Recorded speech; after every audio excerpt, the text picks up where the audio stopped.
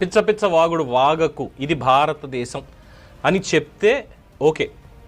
But దాని మీద ఆయన స్పందించలేదు అనుకోండి. ఎందుకు ఈ మాట అనాల్సి వస్తుందంటే, పాకిస్తాన్ ప్రఖ్యాత స్పిన్నర్, మాజీ క్రికెటర్ ప్రస్తుతం షాహిద్ ఆఫ్రిది అందరికీ తెలిసినటువంటే కదా.